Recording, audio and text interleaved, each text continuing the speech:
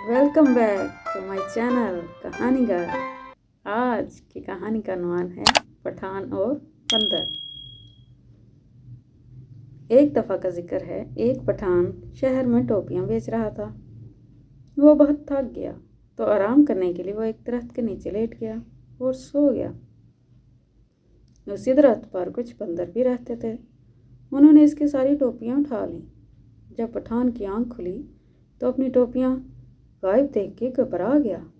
उसने उधर उधर देखा लेकिन टोपियां ना मिली। अचानक उसकी नज़र ऊपर दरख्त पर पड़ी। बंदर इसकी टोपियां लेकर बैठे खेल रहे थे। पठान को एक तरकीब सूझी। उसने अपने सर की टोपी बंदरों की तरफ फेंकी तो बंदरों ने भी इसकी टोपियां इसकी तरफ फेंकी।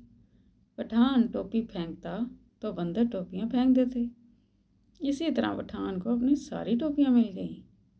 देखा आपने, पठान ने अपनी जहानत से कैसा कमाल कर दिखाया और अपनी सारी टोपियां वापस हासिल कर ली। मज़े की और दिलचस्प कहानियाँ सुनने के लिए मेरे चैनल को लाइक करें, शेयर करें और सब्सक्राइब करें। फिर मिलेंगे। अल्लाह हाफिज़।